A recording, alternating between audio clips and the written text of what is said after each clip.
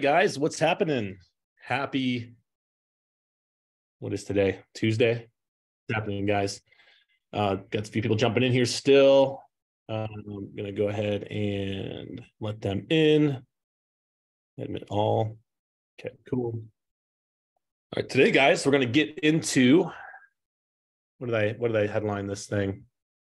The ultimate organic social media strategy for 2023 for gyms, based off of all our collective knowledge of working with over now 500 gyms. Going to distill and dispense that to you guys today. Is that okay? Do I have your permission to do that? Yeah, Mark Target is smiling. He likes it. He wants it. Let's go, baby. All right, welcome, guys. Welcome, Jim, John. We got quite a few on. Mike Wilson's here, Melissa, Robert, JP. JP, what's up, my man? How are you? Good over there. Michael Anders, Cole. So as you guys know, I'm already gonna do it. We always start every Tuesday call with 3 wins. That doesn't mean you have to share 3 wins. I just need 3 gym owners to share 1 win. So think about that for a second. And I always like to challenge you guys that are new to the program or maybe have not been a brave soul and contributed your wins in the past weeks to do so. So if you've gone first before, you're not allowed to go first. Only people that haven't gone first. And if no one steps up, I'm just going to pick a name off my thing here and you'll think of something, because everybody's got to win. Don't be scared. And take yourselves off, get your videos on. That's required to be on the call here. You're lurking in the background. Just come back and watch the recording later. If you're here on the call, we want video on. I want to see what you guys are up to. So Boz, Shireen, George, Brian, Callan, get those videos on, gang. Nancy, get those videos on. All right, cool. All right. All your smiling faces. Jason Ewell, how you doing, man? Make sure you get that video on. Well, George's video is on. He's just got like a crazy green screen background. It looks like he's on the top of, I don't know, like a mountain in Laguna. Is that where that is? Is that Laguna Hill? Is that Laguna? That's in my hometown, Beirut, Lebanon. Oh, wow. Okay. That's a totally different place. But it looks a lot like if you go up to the top of the Laguna Hills in Laguna Beach. Yeah, yes. La Jolla Hills, actually. It's like that. Yeah, if you go up there, you can look down, you can see all the other houses in the bay right there. It looks very, very similar. Very cool. Awesome, guys. Yeah. Sweet. Well, let's dive into that. Who wants to go first for the 3 wins? Who wants to share a win first? Hand up. Let's see. Mark Target stepping up to the plate. Go for it, my man. One big win is I brought my team out to the summit, and I've been away from the gym since then, and new members are being brought in. High ticket sales are happening. Fulfillment is in place, and I'm not a part of the process, which is very nice. It's been the goal, right? Try to get out from underneath the day-to-day. I mean, we all got to do it sometimes, right? We're never too big to get our hands dirty if we need to. And we should be more than capable, but the goal is to not force ourselves to be there. So awesome. Good stuff, Mark. Good to hear, man. Yeah, it was great to hang out with you and your team and your wife and everybody at the live event.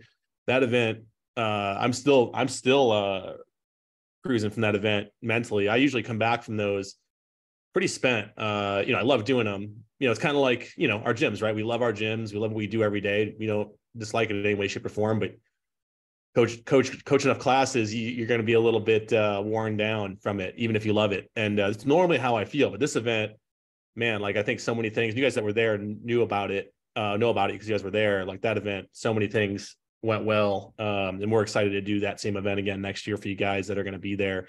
Because now that we've experienced what South Beach has in store for us, even and that was setting that up from 2,000 miles away for it to go so well. It was an over delivery for us as well. So yeah, good stuff. Thanks, Mark. Who else has got a win? Let's get another one. Let's see. I'm gonna go to my grid view so I can see who's got their hand up. You can just take yourself off mute. Jim Brewer. Jim, what's up, my man?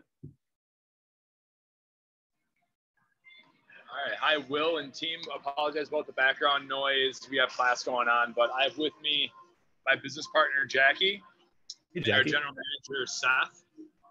And we Seth, are what's on up? week 2 with Big Little Gyms.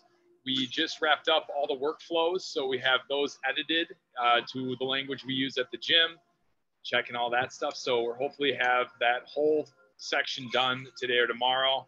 We meet with IT coming up hopefully next week, early next week. I messaged Joey yesterday. He's been super helpful. And they've all been wins. 10 years as business owners, kind of going through these tells us we're not messing up as bad as we sometimes think we are. It's just a matter of getting more efficient. And that's where we're excited to be partnering up with you guys and joining the crew. So thanks for having us. Yeah, man. I appreciate the warm, Jackie. Yeah. Awesome. Well, we appreciate the warm testimonial on the experience so far. That's awesome. That's what we aim to do. You know, we keep a pretty high standard on the team, and everybody on the team wants to provide that level of experience for everybody. So we're super excited to hear it, when it closes the loop for us, when we hear that from you guys, that the experience was really, really good. Nobody's perfect, but we want to be as close as we can be. You know, it's our goal, right? So yeah, good to hear. And super pumped. What's the name of your gym again, Jim? Momentum Fitness. And we are in Eau Claire, Wisconsin. Oh, very cool. Awesome. Super excited to have you guys here. Super pumped. It's a great group. And things just keep getting better too, which is awesome. As we get more people like yourself on that, you know, are excited to be here, it seems like it's like a flywheel that just keeps spinning faster and faster. So super pumped to have you guys here. Very cool. And then let's see, we had one more here, I think from, is it Melissa's got her hand up? Melissa, what's up? So many good things, but the biggest thing right now is that we are, First Bod Squad started Monday, and we've got 27 people in it. We do our first live Q&A tonight, and I'm not joking, like everything is flowing so well. Who knew? Like, why in the world would I have not put forth more effort sooner, like a year ago, and like made this happen? Because this is like, I can't believe it. Like, I just can't believe it. I think we generated over close to $5,000 in revenue and just from the first Bod Squad.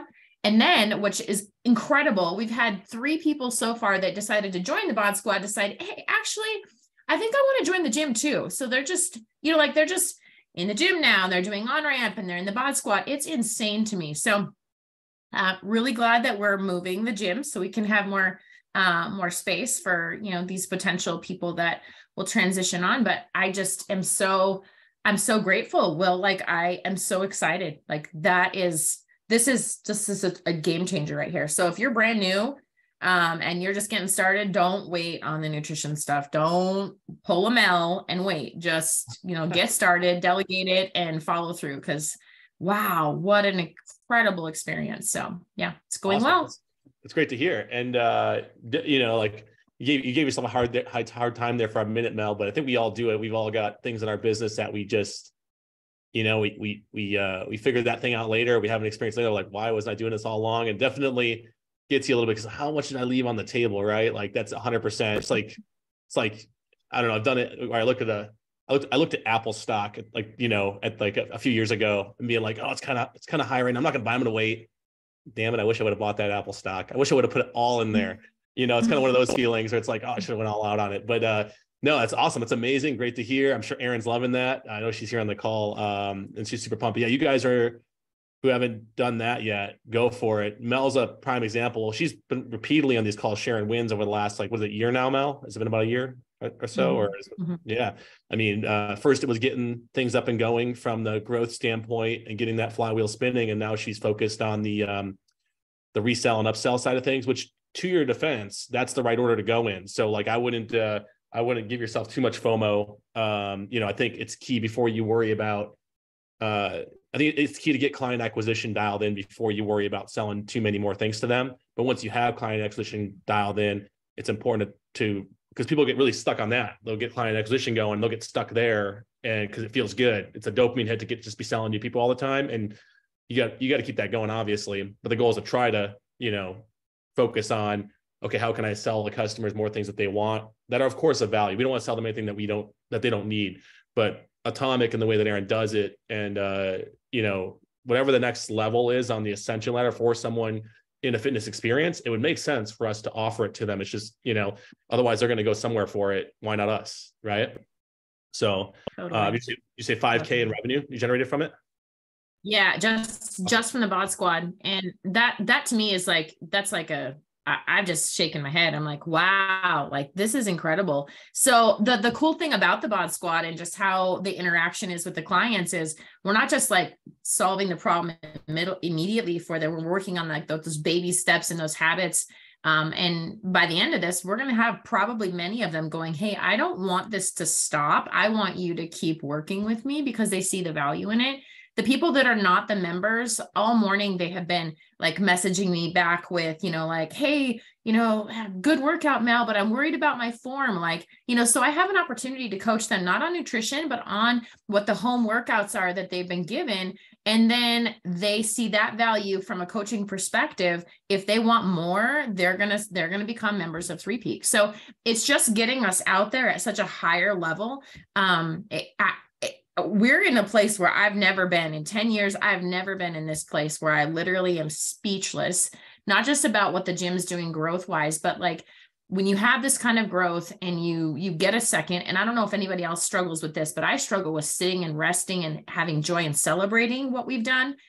I literally am forcing myself to celebrate and just sit there and go, wow, what the hell? I'm doing the shit. Like I'm doing it. Like I did it. Like I'm doing it. Not just sitting in it forever, but like I did this and I'm going to keep going and I'm going to keep reaching my goals. And that creates momentum for us too. So, I just couldn't thank you guys enough. It's an incredible group to be part of. It's our pleasure. We're grateful to have you here, Mel. I'm able to see that too, that you've actually made the effort on these calls. Even whereas I remember like a few months ago, I think I called you out for a win. I think I just randomly picked someone out of a hat and it was you. And I think you were I could see you're a little like, oh, I don't know how to do this almost. Like, I don't know how to celebrate my wins or like, or show gratitude for what I'm doing. And now, I mean, you're crushing it. You might give the best testimonials in the whole group. So I really appreciate it. And of course, like, great job to you for like recognizing your own wins and like not being hard on yourself for these things. And it's all your hard work coming together. So good stuff. Well, great. Good stuff, guys. Thanks for the wins today, guys. Huge. Does anybody have any questions for anybody who just shared a win by chance before we move on? And that atomic thing sometimes opens up things. Does anybody want to ask Mel a question on that?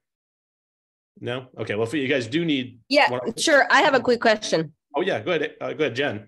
Yes. So Mel, did you run ads for this bod squad? It sounds like you targeted mainly people who were outside of your gym. So how we did this one, because it was our first, we wanted to get our gym members, but we also wanted, we put a very, very like small window out. We had a free nutrition workshop that we made a community-wide workshop, and we broadcasted that for about 6 weeks. So we invited the community into the gym to get a free one-on-one workshop, just some basics to hear our individual testimonies. And then at the end of that workshop, we actually put it out there where just for those people that came in that moment, they got our early bird registration price for the bod squad. So that's how we launched it. And we got probably about 8 to 10 signups just from that. And some of them, they were brand new people that we didn't even know them.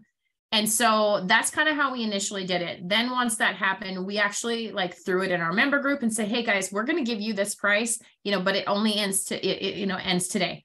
And then we got more signups. Then I put it live on Facebook and I just shared it. I just shared what we were doing. And then our members that had signed up shared it. So like they bought into it. And that's how, it kind of spread. I didn't run one ad on it. I literally didn't do any ads. I just shared the post, got them out there, but our people did the sharing for us. And I had somebody the last day go, hey, is there room? Can I get in? And I said, there's one spot left, but if you want it, it's at that higher price. So I did the highest price like the last week, and I still had a couple people drop in there. So yeah. Cool. Thanks, Melissa. Mm-hmm. I think someone else had their hand up there. Did anybody else that saw that hand go up and then go down? Anybody else want to ask a question real quick to Mel? Because yeah, I mean that was a really big bomb that she dropped there with her wins on that. So I figured some of you guys might need some motivation for that. And sometimes asking a question gives you the permission to go do it, because that's a big win. Yeah, no, we've done the same thing over the years with our gyms, is use bod squad not only for upselling of existing members, but also subtly opening it up outwardly outbound as well. We've even, run ads to our bod squads as well, and would bring people in, and you can literally use the same ads. If you did want to run ads, for anybody's wondering, you could use the same ads that we have in the ads training and the pro group training, and pretty much just change the verbiage to be talking about the bod squad challenge. You know what I mean? You guys could do that to answer that question if anybody's wondering. But what Mel did there is perfect. It actually goes really well in hand with what we're going to talk about here today, which is organic and how to use those things. And yeah, obviously Mel has huge buy-in from her members. And yeah, she's obviously got like big buy-in, very tight culture, because to be able to just throw a post out there and for your members to jump aboard on it, she must have really got them. She must have done, Mel, I'm guessing you did a really, really good job of like hyping this thing and getting and educating them on what it is and getting them to want to do it, and discussion in the gym about it. Because, in order for them to be that bought in and want to tell their friends, like there has to be a really, really strong want. So like real quick on this, I know we're sticking on this for a minute, but I think it's great for today's call to open this way. Did you kind of lead on with this ahead? Did you have a good like run up on this, a big runway that you built? The runway was honestly, Will, it was that workshop. It was that free workshop. We individually, 3 of us coaches, it was my husband, who is Native American, myself, obviously I'm white, and my other coach, Nina, who is Hispanic. And so we pulled from the different cultures of our community, and we each shared, we had a slideshow, and we had marketed that as like really like hard in the community. We had posters up, flyers up. So people had already heard and saw those faces about nutrition. It was very nutrition based, but people know 3 peaks. So they know 3 peaks. So when we got in there and we shared the testimony and we shared those like little things, especially my husband's like, my goodness, coming from a Native American, 80% of our community is Native American at the gym. So for him, like he pulled into that, like this is what changing nutrition did for me. He didn't specifically talk about a certain program or whatever. He just really made that need very apparent to them that I have to do something different if I want to live. And we got that out there, and that heart pull is what made a difference. We have a pretty tight community, but I think what we've done in general is made sure, okay, as 3 peaks, the name 3 peaks in our community, people just know that like we care. When we put it out there, they just know that we're not giving them a BS line. They know that, hey, it's 3 peaks. And now we're just the members are doing their work. I've used the testimonial whatever. Recently, I started using that because I was like, dude, this is amazing. And I've got it in my pipeline. The end of this bod squad, they're going to get a point for ending with a testimonial, clicking on that link, ending a testimonial. And I'm using that for the next bod squad so people can still continue to buy in. That's an easy way to get testimonials, and we don't have to do anything about it. And then we can use it out there on social. But like, yeah, the people, they are the ones that are doing it. So I don't know if that answers your question, but we put, almost 10 years into building that community and that culture and that trust, and they trust us. So it does answer the question. There's one thing I can say to you, Mel, that I've seen a big shift in is like huge shift into a growth mindset. Like the way you're thinking about using, the way you just said about how you're using you already sold these people, but you're like, okay, it doesn't stop here. We're using this just to get the flywheel spinning, and we're going to use what content we generate and experiences and testimonials and case studies we generate from this experience to pretty much propel the next one, right? Which is really how you should be thinking about it. Because where people do go wrong with trying to upsell clients is like they try to sell at them with one thing, and then like it's open and closed door versus like it being like, you got that flywheel spinning. Let's keep it spinning. Let's take what we can from it and put those things to work. And like what I was able to quantify from what you said there. So you over delivered on a free workshop. So with that, you gave exceeding amounts of value for free without asking for anything, which created reciprocity. So like the law of reciprocity is built into all of us, that like when someone gives us something and helps us, and we generally can tell that they care, we want to reciprocate, right? So when we ask for the business, people are like, well, yeah, I want to do it. It makes sense. And then you did the storytelling. You brought it sounded like you had people speak and tell their story. Well, that's really, really powerful in any presentation. People forget about storytelling, which is like ultimately what that does is that helps people relate to you and the people in it. And if they realize that they can relate with the people that have done it, that have gotten the results, they're more likely to assume that they can get the result too, which then builds trust in those testimonials as well. So like you really nailed on a few mental triggers there, like whether or not you meant to do that or not. Like that's, I'm not surprised at all. And you did there. I'm like, oh, wow. Like, yeah, you nailed on the mental triggers that generally get people to take action and commit and move forward. And what's great about that is not only are they going to pay you to want to do it, but they're probably going to like go into this with like a full head of steam and like really want to crush it.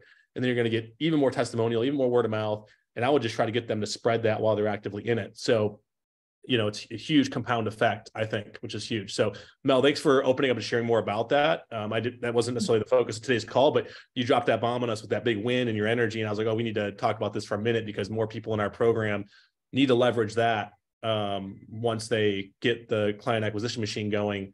Because that's usually the next step is like focus on the value ladder, which is really, really good. So let's dive into today's topics today, guys. I'm gonna screen share with you guys because I did a big brain dump of my notes here, and let's see, let Nick into the call here. I'm gonna screen share.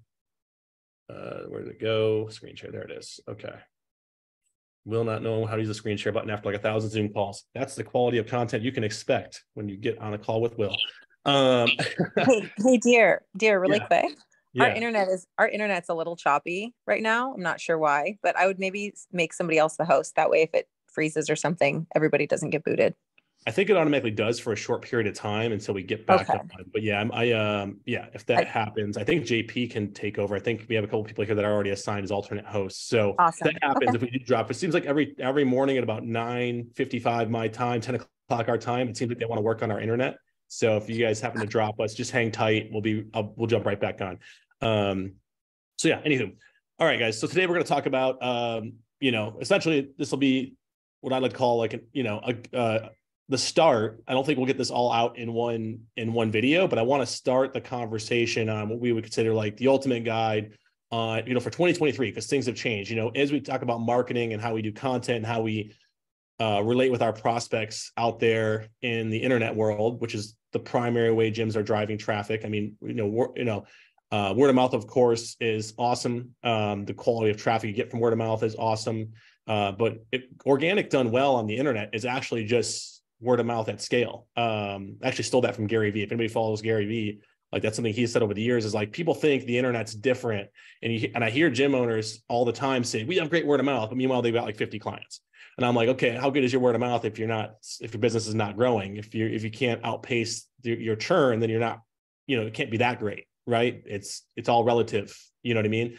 So the way I look at it is if a business has really, really good word of mouth, like that scales on the internet the best, right? And sometimes it's not that we don't have great word of mouth, we just don't know how to scale it on the internet. So that's what we're going to talk about today is how do we get that out there?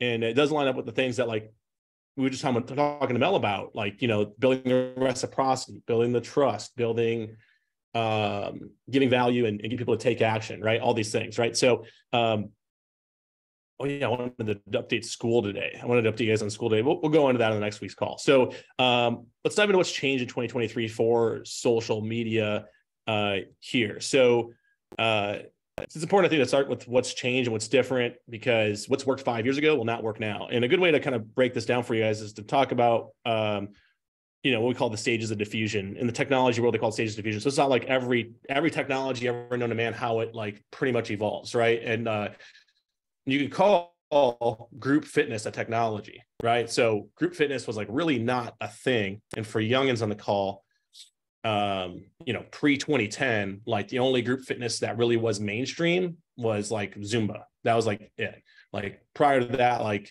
CrossFit was coming on the scene. And for the super early adopters, you may have known CrossFit in 2005, 2006. And it was probably the first thing that really blew up group fitness.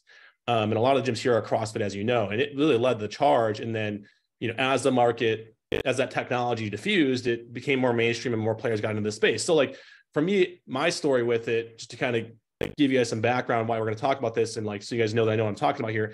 I opened my first gym in 2010. Pre-2012, it was open and they will come. And I remember that specifically with my gym. In 2010, we opened Bearfly CrossFit in Fullerton, California. And like, we did not have to go out and like worry about any of this stuff. Right. And a lot of gyms still to this date are, because they opened back then, and some of you guys could probably touch this in the call, because I know I've talked to many of you guys. A lot of you guys have been like, yeah, that's me. That was me.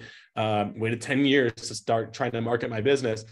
And that's because like you're preconditioned coming in to be like, oh, I just open it up and they will come, because that's all you had to do in 2011, 2010, 2012 was open it up. And like, there literally was like not enough supply of product or service to serve the demand.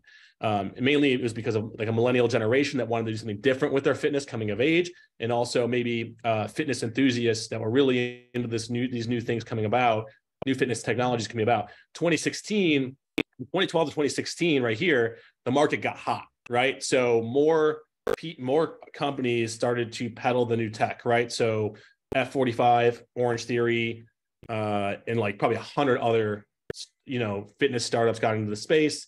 At the same time, ad space was super, super cheap. So in 2016, you really still didn't need to worry too much about organic marketing for a gym, which is what we're talking about today. Because really in 2016, you could have run Facebook ads, and even still at the time, Google ads probably, but Facebook ads especially. I remember we were paying, if you paid $3 a lead, you were paying too much in 2016, 2017, if you happen to be running ads back then. Now you're lucky if you can get leads for under like $10. Which is still like, you can still make money at $10, but you can imagine getting leads for like $1. And what was interesting about the leads back then is the lead quality was much, much better because it was early for that particular technology of like ad space, right? So ad space at the time, like people were still very trusting of social media. It was this new exciting thing. Like people were just now getting full swing into it. It was really Facebook at the time was the thing that changed the game. And like people trusted the ads on there and not everybody knew how to run them. So it wasn't super competitive. So like you could have run ads not knowing what you were doing, gotten leads for $1, lots of them, and very good quality. So like, our second gym, we were already like a 200 member gym when we started getting into this, but this took us like 350 easy. It was easy. Like all you had to do was be good at sales. And so we were just good at sales. And if anything for us, it was like, how can we charge more? Because we were like, we have more than enough leads. And the old saying is, when demand goes up, cut supply. How do you cut supply? You raise the price. So we were like, we only got so much space, so we need to cut supply. We're going to raise the price because supply is cutting itself, right? So like that was at the time. And then since we've seen after that, we saw the shift to market saturation in 2019, right? So now you have everybody, by 2019, everybody knows how to run ads, cost of ads tripled. And at this point, gym owners are, some gyms we actually started seeing some gyms go out of business around this time. I remember this is when we launched BLG, and we had a few gyms that came on, not many, and a lot of you guys are still with us, but there was a couple that didn't make it even with us because like they had a business that was like 6-7 years old, built on pretty much like the gym launch strategy, which was like, we're just going to fire ads out. We're never going to build any organic stuff. We're not going to worry about people finding us. We're not going to worry about word of mouth. We're not going to worry about any of this stuff. We're just going to keep firing ads out. And then when the ads became economically non-viable anymore, they didn't have a business. And that's you guys have seen me make these posts where it's like that's a gimmick, right? Like running ads to a bait and switch 6-week challenge offer, like pretty much what that model is a gimmick. It's not a business model. And they'll tell you it's a business model, but it's not a business model. It's an income stream that's supported by an unsustainable gimmick. And we're not in the business of doing that here at BLG. Like, as you guys know, our goal is to build a real business. Now, it doesn't mean we can't use a tool like ads. It doesn't mean we can't use tools like offers. It doesn't mean we can't even get a little, doesn't mean we can't even get a little gimmicky every now and then if we want to. If it's working and it's a little gimmicky, cool. But just know that those things are generally temporary because any type of gimmick that works that easily, the market will adopt soon enough and it will become economically non-viable before too long, right? So very, very important, right? And then 2021 was the bounce back, right? We all know what happened in 2020. There's the whole mandates and shutdowns and all that stuff. And we saw a strong bounce back. They injected 3x the amount of cash in the economy. Looking at this a couple of years later, now we see what the repercussions are of that enormous amounts of inflation, but it caused people to spend all that money because people don't save money, they spend money, right? So like, it's not like people took that money and were like, oh, cool, I'm going to go, save for a rainy day. They just spent it, right? So they went and got gym memberships. It gave them permission to spend more. And the way a lot of people looked at it was like, they were just going to keep putting cash in the economy because they did like 3 stimuluses, right? So like you saw a strong bounce back. And like with that, we saw a lot of gyms just like shoot out of that, especially in like secondary and tertiary markets. The primary markets, like your New York's and California's, they were still just as competitive for the most part, but we really saw like your Texases and your Floridas and your Arizonas and your Nevadas, where everybody was moving to from those states because people were trying to get away from the primary markets. Like those markets, those people saw a reduction in cost moving there. Those markets saw 2-3x the people moving to their market. And then we saw them, get a ton of cash at the same time. So like they lowered their cost of living and they doubled their income, not doubled their income, but they saw surplus income. So what did they do? They went and spent it and did all the things that their friends were doing, right? And then now we're in mid 2022 and we're looking at volatility. Some of you guys have already experienced it. Depending on your market, we're looking at, we've seen so far since like pretty much July of 2022, and it like almost lines up perfectly with the news. If you go on Google Trends and like look at the news and like searches for gyms, it almost like lines up perfectly. And that comes downstream to you guys. And we've even seen it because we've seen like during the down swoops, you guys kind of freak out a little bit. And I get a few more messages from people saying like, well, I need to talk. The sky is falling. And I'm like, calm down. It's okay. It's just a little bit of volatility. Like you're going to have probably for the next couple of years, 2 months up, 1 month down. It's likely to happen. So like, and I'm a big believer that if you know what's coming, you know to push hard when it's going well, and you know to take a deep breath when you see a little bit of downswings, right? It's like, you know, we've known this for as long as we've been in business that December is generally not a great month for gyms. Can it be? Sure, but we're not setting ourselves up for failure by like expecting that to be a PR month, right? And I would say with the volatility we're in right now, I would generally keep that mindset at all times of like, work hard, back to basics, fundamentals, do the things that work really, really well, and trust in the process that will work. And like, don't freak out when the volatility hits, because it's gonna hit everybody equally, right? And then 2024 and beyond, I believe, just, you know, I don't know how many books on macro, micro cycles and markets and industries that I've read, but I believe we're going to be looking at consolidation. In fact, we're already seeing consolidation. So whenever any market booms, and then you see volatility, you see that stresses out the people that don't have stable businesses, and those people just can't take the volatility anymore. They can't take the 2 months up, 1 month down anymore. And we're already seeing it. We've already seen gyms like on social media. I think I have like roughly between all my social media platforms, about 10,000 gym owners that I follow or they follow, and I'm always watching, scrolling. And it's like every other day now, I'm seeing like a gym, and the number of gyms that we work with, I think we've maybe had like 2 that shut down that just got too late, or maybe just weren't in a good situation financially, or just couldn't make it work. But a lot of gyms that just like are just throwing in the towel. They're just like, yep, we're not doing it. We can't afford the increase in rents. We can't. It's too volatile. It's not consistent. And then meanwhile, I click through that gym stuff, and it's like there's like been made no effort for like the last 5-10 years to like improve their own situation. And like meanwhile, it's like, woe is me. Or like even worse, I see the posts on social media of the gym owners like, business is so hard. Shop local. You should shop local, or you're a bad person. It's like, you don't.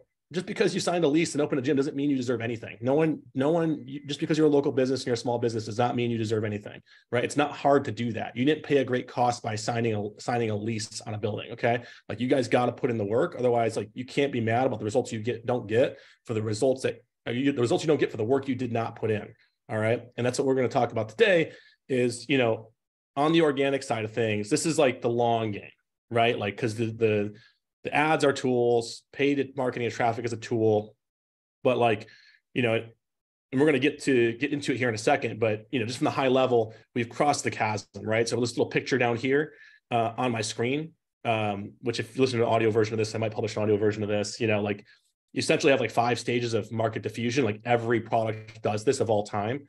The first 2.5% are your innovators, the people that get in super early. These are people that probably found CrossFit like 2005 or 2005. And then you have the early adopters, the people who found CrossFit, for example, or group fitness from like probably 2005 to 2011. And then early majority was like 2012. That's when like the CrossFit Games boomed. And then like group fitness was on the map, CrossFit started it, but then right afterwards came all the other group fitness models, right? So like that's early majority. And then late majority is kind of what we're in now, I would say. We're in like the late majority stage, but you can see here this yellow line. There's a yellow line on the graph here that kind of like starts to really ramp up when late majority hits or the early majority hits. And it's pretty much peaked out. Like market share is like pretty much peaked out by the time we get to the laggards, which means that like 100% of people have used some sort of group fitness by now and like know what it is. And like at that point, consolidation starts to occur, right? So consolidation means all the business goes to the big players in the market. Right. So like you see it with tech all the time. Tech does this at like a hyper intense rate where like a new technology comes out, 1 million companies come out with, as an offering with that. And then 10 years later, it's like 1 or 2 big companies that have pretty much swallowed all the smaller companies up. And that's what I believe is going to happen here, in the coming like next 5 to 6 years as volatility continues and consolidation occurs. Most of you guys that are running really, really good businesses and are in position to handle it, you'll experience growth because the other businesses that you're basically pushing out are going to basically decide to throw in the towel. They can't handle it. They don't have the stress tolerance. They don't have the risk aversion. And they're basically going to just throw in the towel. And then like their business is going to come your way. Right. So like, that's, really it's what it is at this point. It's consolidation. Like who has the best business to go long, right? And that's why it's important to focus on what we're going to talk about today, which is organic, because organic goes long, because like we can't guarantee in a year. Well, we can guarantee in a year with running things like paid ads, which are okay to do. Again, they're a tool, but we can guarantee you that they will be more expensive than they are today. And eventually they become less economically viable. And the only people that will make money from ads are the people that can go the longest without making money until that customer becomes profitable, right? So with that, I do want to bring in Mike Wilson. Mike Wilson, are you here on the call? I think so. I am. Okay, cool. So Mike Wilson is in the mastermind, and we had our live event, as you guys heard earlier in the call. And I asked Mike to speak at the live event this last like 2 weekends ago. And the reason why I asked Mike to speak is because back earlier in the year at our Dallas event for the mastermind, I had everybody speak. I said, all you guys, this whole 2 days, you're all just going to do, I gave everybody slides. I said, fill in the slides. You're all going to tell your story. You're all going to give some value. You're all going to ask for help on something. And it was awesome. It was 2 days. It was 2 days, and we rented a little big long table in a really cool space, and we just masterminded and put our heads together. And everybody's been cranking ever since. But Mike was one of the guys. Everybody did a great job, by the way. I don't want anybody feeling, because I'm saying Mike did so awesome, that everybody else didn't crush it. But Mike, even the people there said Mike's presentation was very, very practical and useful. And I asked him after that, like, hey, do you want to speak at the live event in Miami to a bigger group? And he said, yeah.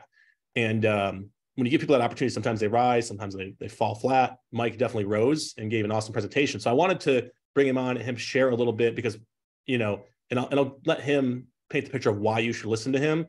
But these guys, I don't know if you guys follow A While Fitness, but you should definitely follow their gym, because they do the organic thing as well as anybody. And Mike's been like, as far as someone that like keeps things simple and just like he came out of the program and was like, just tell us what to do and we'll go do it. And him and his partner, Jonathan, and both these guys help out on the team on the inside. Mike runs our Tuesday mastermind call, and then Jonathan, his partner, helps out on the sales end here at BLG. And these guys, their gym is nearly tripled. And I think we're only like 18 months or something like that. And like, I wouldn't say that there's any, like, there's no, I mean, when he explains it, it's going to sound fancy, but when you really think about it, it's like, I can do all this. It's all stuff you can do. And Mike will tell you that. So Mike, I'm going to turn this over to you and let you kind of set this up and get into the why for everybody and show them a little bit about what you guys have done to kind of back this up before we get too deep into the how. Because if you guys don't have a good why to do this stuff, you're just going to quit. That's a thing here. That's why we're going to spend a minute on this, is because, like, right now, if you're not doing content well, it's because you just don't want to do it. And like someone told you should. So you're out there posting pictures of your, people with pain faces on, and it's not doing much of anything for you. But I'll tell you, these guys in Hazlet, Texas at A While Fitness are absolutely crushing it using a mostly organic content strategy. So I'm going to Mike take over the screen and kind of go through some of his presentation from the live event, but also, kind of twist this a little bit for today's stuff. Go for it, Mike. All right, let's do it. Working on screen share.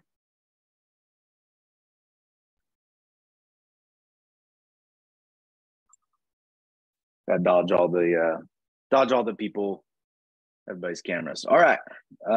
Once this loads, give me a thumbs up if you guys can see this. Still says loading. All right, everybody good? All right, cool. Well, hey guys. My name is Mike. Mustache Mike is kind of a funny story. Well, obviously I have a mustache, but at the live event in the fall in Phoenix, Will challenged us to come up with a superhero character. And we kind of rode that theme for the weekend. That was the theme for the weekend in the fall. And so this is kind of what I had come up with. I was in the middle of rebranding my personal social media and some stuff like that. That's a long story for another day. But this is what I came up with. And the thought behind this was think like the progressive commercials. You get to don't be like your parents. And I was thinking about that's the way that I feel like I talk about and I treat fitness a lot of times.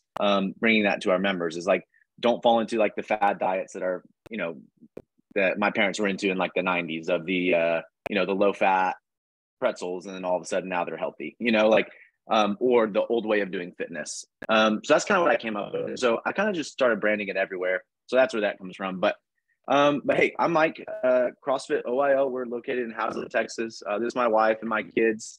And then this was just a fun photo of Jonathan that if you guys know him, this is he and I doing CrossFit back in Colorado. This was he and I's spring break trip when we were in college. We were actually roommates in college is how we met. We stole dumbbells out of our friend's apartment complex workout center, took him to the pool, and we did a swimming workout all the way back in the day when you just kind of made up CrossFit workouts on the go. So Jonathan's my business partner. If you guys know him, let me click through. So why should you listen to me?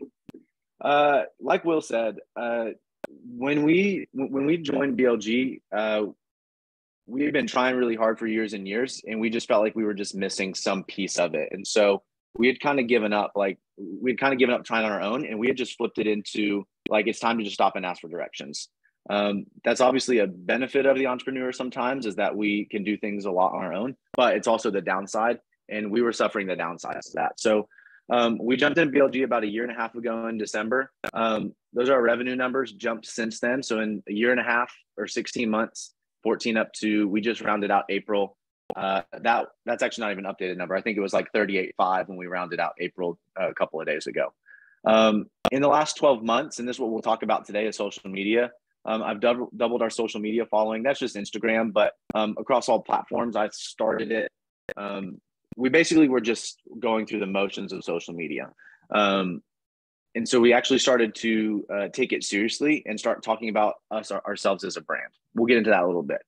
If you guys look on your genetics dashboard, this 8K to 26K Google total views, this shows up other places too. So like Google is a big deal. You guys have got to do the Google training that Will goes through. But again, just doing all this stuff, like Will said, as soon as we got into the program, at this point, Will hasn't led me astray. So we just keep following what he's doing, and we're clicking through that. Okay. Successful business partnership. There's Jonathan on the left. And then in the middle is Britt. She's our other full-time employee. We run our gym by the numbers with a lean team of killers. So that's her walking in the background. Okay. So here's what we're going to talk about today officially. Here's my title for you. How to have your leads begging for a membership at your gym without being good at sales. Okay. So again, I did this presentation in Miami. If you see something with a picture, y'all can screenshot it, orange, write it down. I actually don't even know if we'll get deep into that. So this is what you wanted. So we started the Miami event. We all were writing down like our goals, or like what we were trying to get out of the event, or where we wanted to see our gyms in a year. And I was writing down as quick as I could everybody's goals of what they wanted to do. Barry Williamson said, you can do anything watching YouTube, talking about all the how-to videos. Mike Monarch was talking about he wants to have a waiting list at his gym. He wants to be a premier brand. Marlo said he wants to be the McDonald's of fitness, be the place for fitness in Madison. Michael Anders, build $1 million brand. Melissa, just now, I updated the slide as we were talking. She said people know Three Peaks. She was talking about like in the area, they are so known as being serious about what they do, that all she had to do was post something, because she had such a following and an audience. All she had to do is post something, and you guys heard her success story on the nutrition, plus so many other quotes I didn't write down from that day.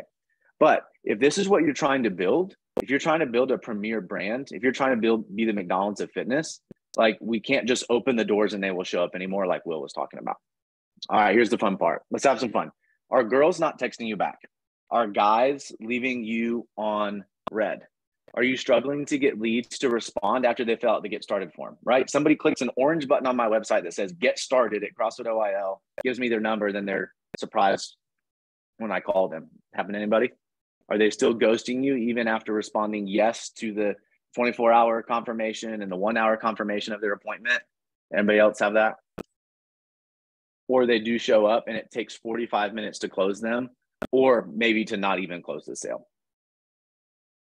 Does it feel like you're pulling your leads out of a freezer? Solutions, you can be a better salesman. That is a very legitimate thing. You can get better at selling. Shout out to all the sales trainings in school. Very legitimate. Attend the pro group call on Tuesdays. You guys are here doing that right now. That's a really big deal. And then those in the mastermind, there's a dedicated sales call on Thursdays with Just Will.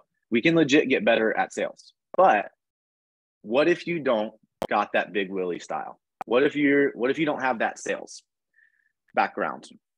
Option B is to build such a strong social media brand that you can post only videos of people snowboarding and hang gliding and then people will start to automatically buy your energy drink. Okay. So this is a play on Red Bull. So we start talking about like social media and brand. Like seriously, go follow them. Just go look at their stuff. I have like maybe early on, but I see none of their cans anywhere. All they have is pictures of people doing cool flips. I think I saw them post this morning of this guy trying to jump across this chasm, but he was like climbing up the pole to like fall over into it. Like that's all they post, yet people are still buying Red Bull because that's the brand of the extreme sports, and the Red Bull gives you wings and all that type of stuff they branded. Okay. So like they don't have to be a good salesman or saleswoman in order for you to get to buy energy drinks, right? Like they've got that brand going. And that's what we're going to talk about today.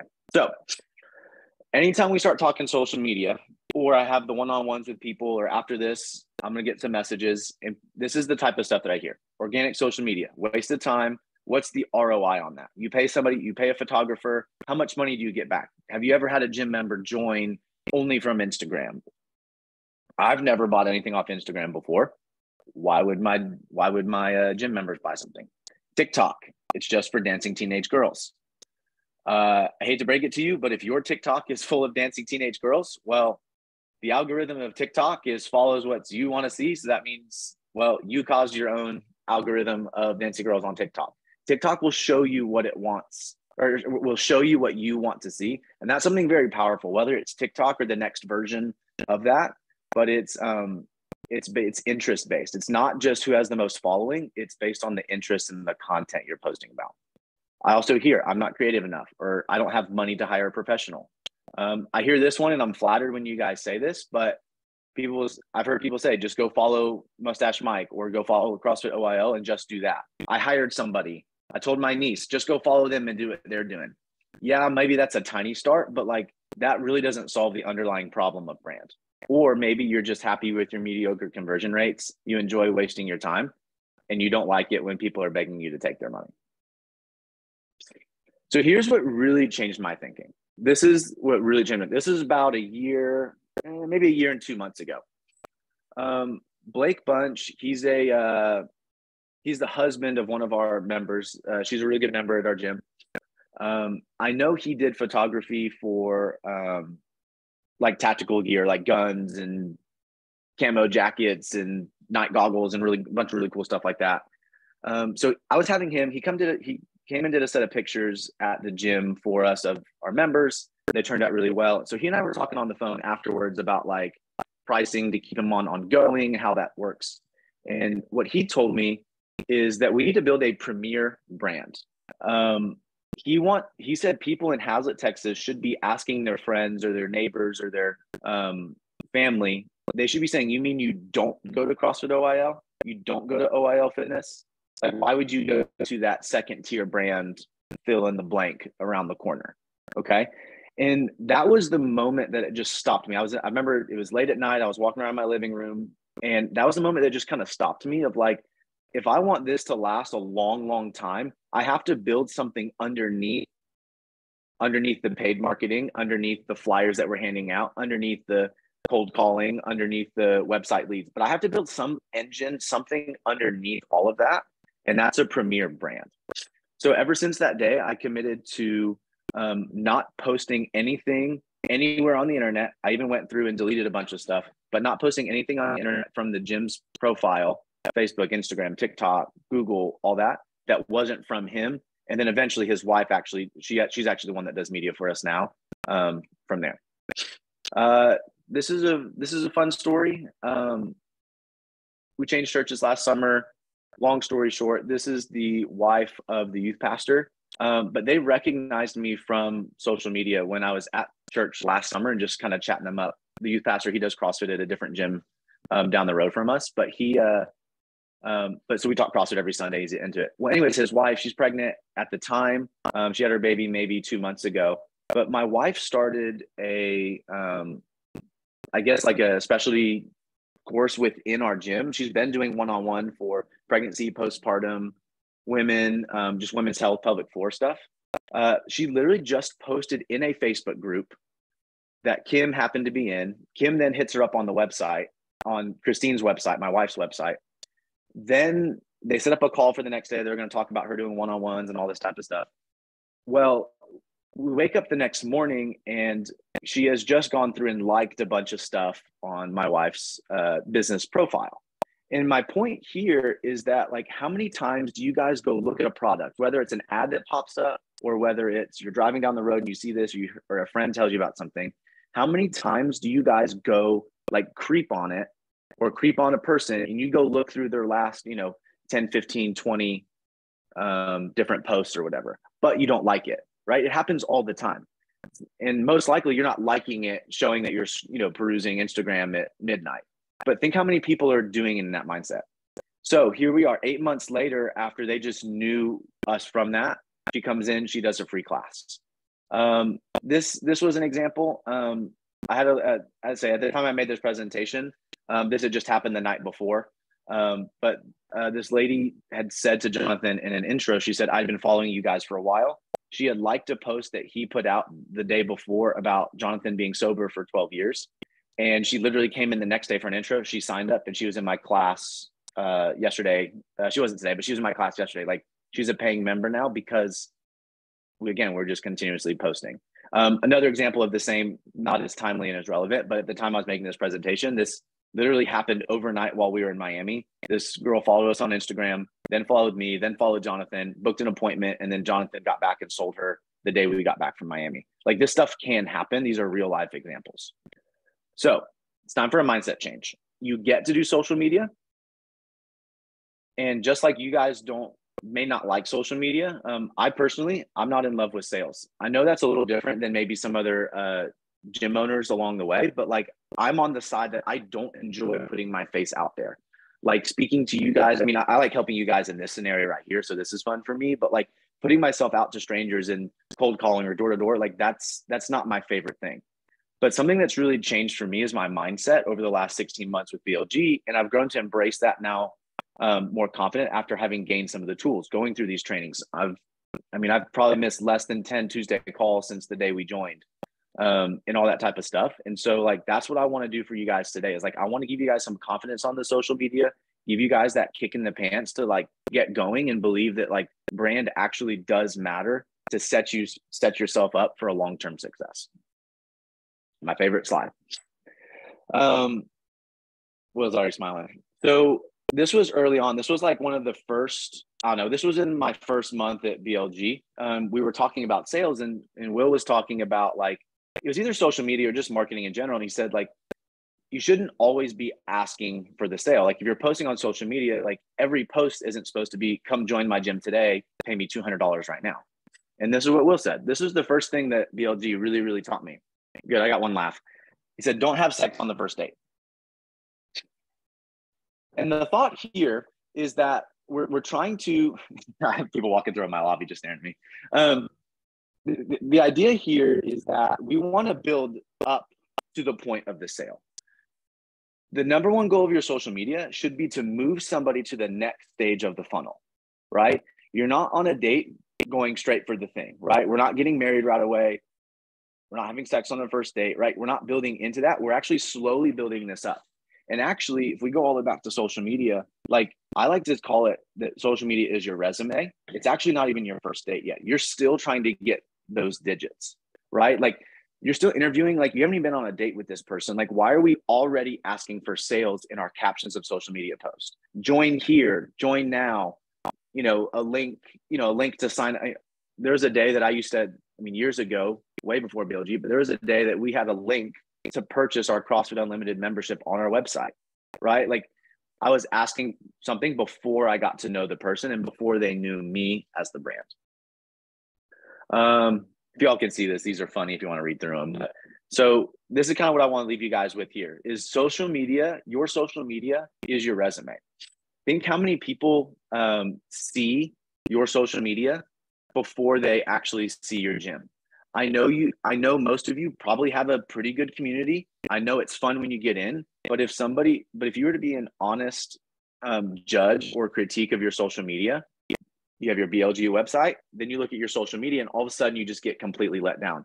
You haven't posted in 3 weeks. Some people haven't posted in 3 months. It's just a bunch of graphics. I was at the live event. I went through some live examples and somebody's last post at that time was about Easter, which was like 4 weeks prior. Like what is, you know what I mean? Like you have to be posting relevant stuff that promotes your brand, that starts to maybe pre-close some objections, talks about what you do. It shows off live examples of what you do. It can't just be this cry for sales.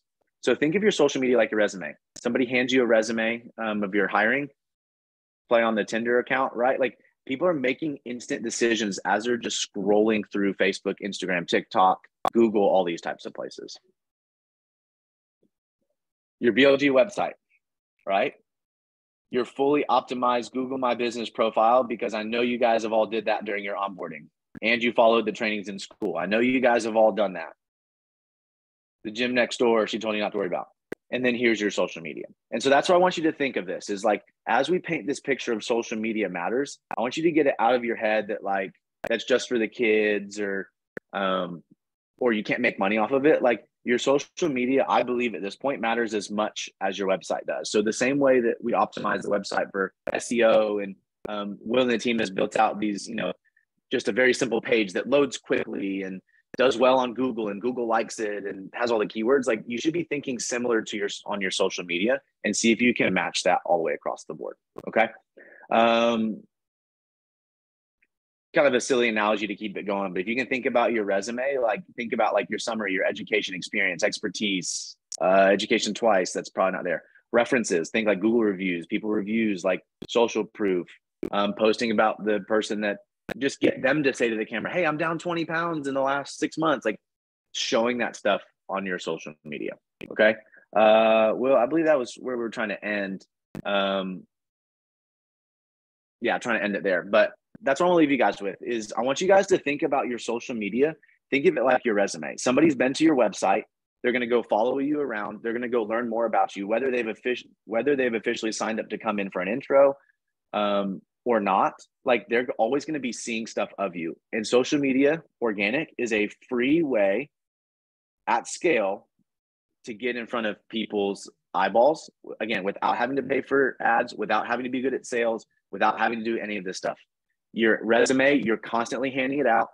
And man, that's the power of social media and why it's different in 2023 than it was in 2016. 2016, how many followers did you have? That's how many people saw your stuff. I could go post a video right now. It could get 12 likes or it could get 1,200 likes. I don't know the algorithms either. Okay. But we can feed this and we can use this to our advantage. Awesome. Good stuff, Mike. Really good. I know you had some remaining slides from the event that we're not getting into yet because we could easily take up the rest of the hour going into those. But is there any, one other thing that you would share with the group out of all those? You had a lot of tactical advice in there, and we're going to get deeper into this on this call and in the next coming calls. Is there anything else of the things that you saw biggest movers, or just one other thing? If you have to if I could share one more thing, it would be this. What would that be? I would say that the kind of the next section of my presentation, I kind of went into some live examples. And what I kind of wanted you guys to think about, and I just kind of want to drive the point home of the resume. So if I want to leave you guys with one thing, go to your Google My Business page from the client side, not from yours, because you're probably logged into some admin. So grab your spouse's phone or somebody, but look at your business from the point of view of the client, your Google, look at your Facebook, look at your Instagram. If you have a YouTube account, Nextdoor, if you're not doing Nextdoor, we've got a crazy amount of traffic from Nextdoor. And yes, we've gotten members. TikTok, Apple Maps, don't forget that exists. I know we talk Google all the time, but Apple Maps is a thing. You can upload photos separately and rate separately there. Yelp, those types of places, but view it from the client's perspective and say, would I join this gym? And by I mean, put yourself in the shoes of the client. Is this something I want to pursue more? Do I want an intro? Okay. So this is everything from visually to social proof. One of the live examples we went through of if your Instagram, you've posted 2,000 times, but you have 200 followers, it looks like you just post all the time, but it's not valuable. But if you have 200 posts and 2,000 followers, you're like, oh, wow, this person posts valuable content. Whether people consciously know that stuff or not, there's some subconscious stuff there as well. So I'll say, if I'll leave you guys with one action item that's really simple, it's just go through each of your profiles, whether it's the social media of Facebook, Instagram, TikTok, world, or you're thinking actually all the other online profiles, like go through those from the eyes of a client or your avatar client looking at it. Are they seeing what they want to see? Are you solving their problems? Or are you posting just graphics of an Easter egg hunt that you're doing at your gym, which is cool? Or are you just posting muscle up videos and stuff like that that most of our avatar clients would not identify with? Good stuff, Mike. Yeah, that thing is super important. It's interesting. Most of you guys have been on a call with me or Jonathan, and when you joined, more than likely we probably showed you some things and you were like, oh wow, yeah, I need to do a way better job of that. I'm surprised. I guess I'm not surprised. It's normal, for business owners who are self-employed that aren't necessarily trying to grow a business, just trying to maintain a job, to not necessarily look at these things. It's pretty common. And we show them, the first thing we'll show them is like, the example of the Google business profile. We'll show them like, hey, you've been in business. How? They'll be talking about, oh, we have it's a current situation. They'll say, oh, it's going so great. We're not really growing, but we have great word of mouth. And I'll be like, oh, really interesting. Okay, well, can I show you something real quick? Oh, here's a Google business profile. How long did you say you've been in business? Oh, it's been a decade. Okay, you have 14 reviews on Google. Doesn't look like very good word of mouth to me. It's not apparent to anybody else looking either, right? So if we really want to demonstrate word of mouth, like we need to demonstrate word of mouth, right? And it needs to be in those places. And then, that's just an example. And then same thing and my point with that is like, look at your social media from the perspective of the buyer and like ask yourself, like, is this really engaging? Is this really like, if I'm the average, put yourself in the seat of your avatar. This is why it's important to know your avatar. Is it a 34-and-a-half-year-old soccer mom with 2 kids and a day job, and she's trying to fit an hour into her day and she's trying to figure out where she's going to go? If she lands on this, is this going to look like compelling to her or of interest, and she want to pay attention, right? So that's definitely a big actionable thing, is look at your stuff from that perspective and be honest with yourself, right? Because you might like the way it looks because you have the selfish desire of wanting to publish what you want to publish, but like, it's not about publishing what you want to publish, it's publishing what other people want to see, right? And what other people need to see, right? So real quick, I'm gonna go back to my screen share, and we're gonna start to get into like the actionable side of this stuff about what you should be posting. We're gonna talk about organic and like what you should be posting, okay? And this is gonna be multiple conversations. We're probably next week's call is gonna pick up where this call leaves off, and get probably more in the weeds of posting and tactics and stuff like that. But, it was really important that we build a really, really, really strong why here and an understanding. And, to give you some, to back this up with a really strong use case, I'm going to screen share here back to my stuff. And right here, strong case study here is Orange Theory. Every gym owner's, every non-big box gym owner's most hated brand, right? She has Orange Theory. Orange Theory is a really interesting story. There's actually a movie about it, believe it or not. But like the gal who founded the Orange Theory was actually a Pilates studio in 2010. So like it wasn't even what it is now in 2010. And it was called, was it Karen or Helen? It was like, I think it was Helen's Fitness. I think her name is Helen. I think. See, I have it up right here. I was just refreshing on this. Right here. To show her name.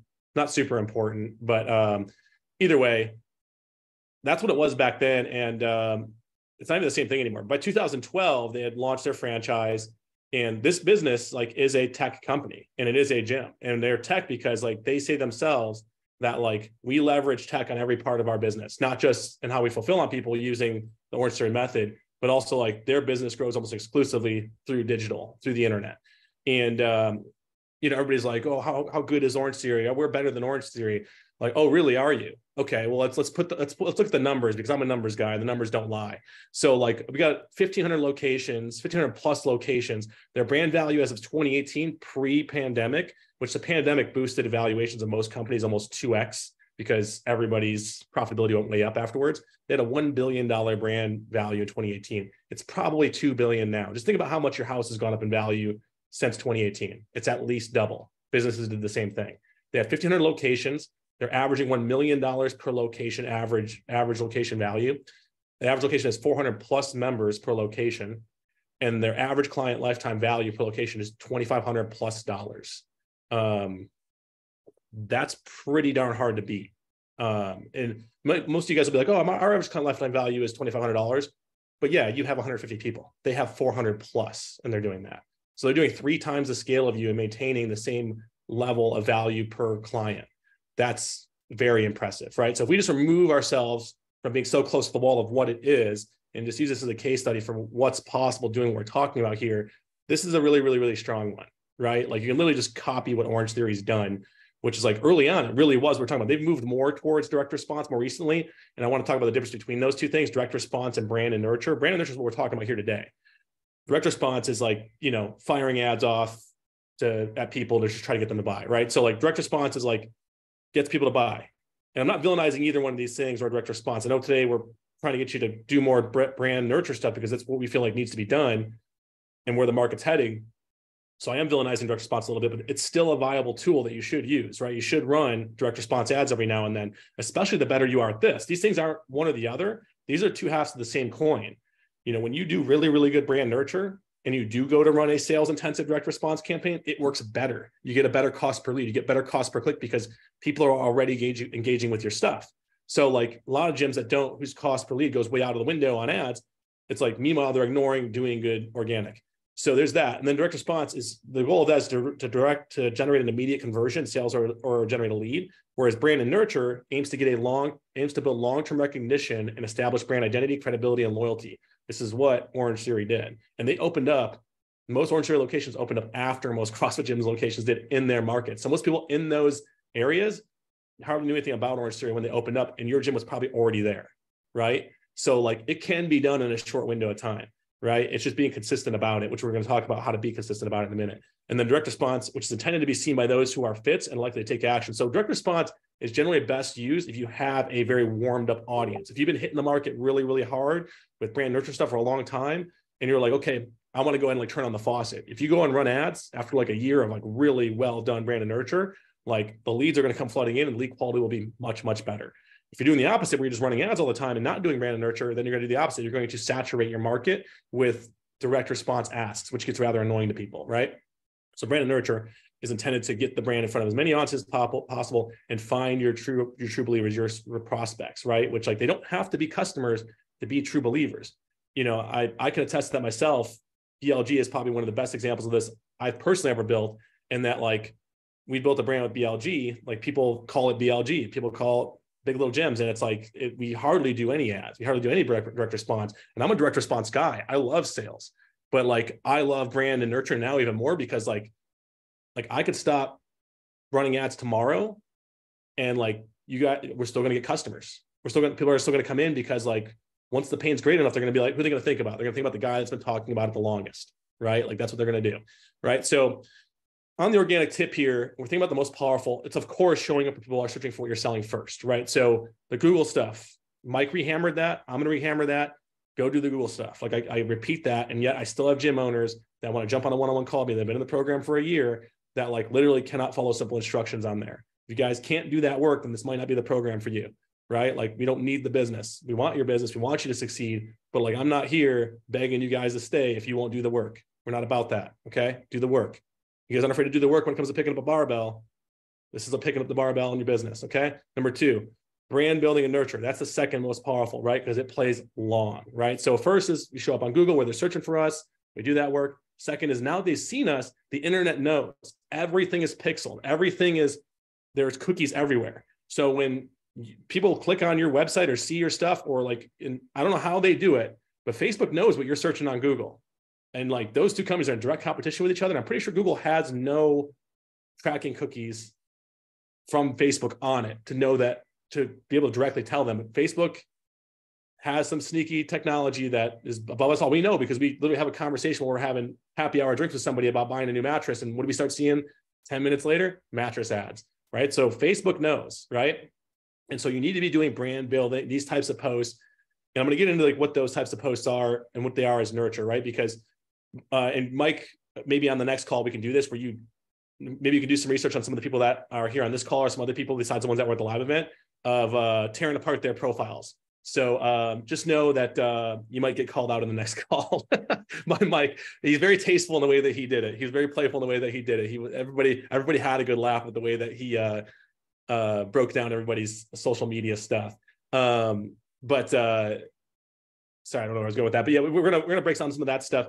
Let's get into the 3 main categories of posts and what they are, because most people, this is where I was going, is most people's profiles are like pain face, and almost like you guys are using it more like you should be using a Facebook group, right? Like if you're trying to celebrate member wins, like sure, do it publicly, mix it in and all that stuff. But like what we see is predominantly internally driven conversation being put out externally. And it's the average person doesn't know what you're doing there. And if you were to go look at like an Orange Theory location, like it smiles, the grid on their social media platform, which the grid is like your 10,000 foot view of the profile. When you just look at the profile, it's very like it's very clear that there's a brand that they're pushing forward with this, right? Like there's an angle, there's a unified mission with all the posts, but within those posts, there's different things they're talking about, right? And what are those categories? So there's 3 main categories of posts that you need to be like rotating in your social media. And they're essentially attraction, nurture, and conversion, right? So, and by percentage, this is the percentage of these you should be running, right? So attraction, it should be 50% of your posts. These are posts that are just designed to get the attention of people who do not know who you are, right? Just to get those people to step up and say, okay, I'm looking now, I'm watching now, right? And the types of posts that those are, and again, we can go deep, we're gonna go deeper on this in the coming calls next week, because again, we got limited time with each of these today, and this was intended to be a 1-part series. Value posts. So value posts are like, best way I like to think about value is like the things that your competitors are likely to charge for or withhold, give that to people for free. That's the best way that, for me, it's different for everybody and how they think about how they're going to create value for people.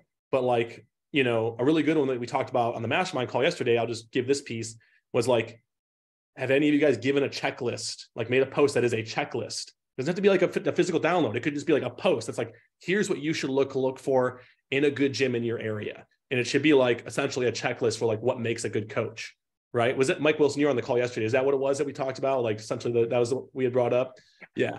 And like what that does, that makes you the authority. It also gets everybody at an existing gym to question everything they're doing, because you're the one who creates the lens. You become the authority.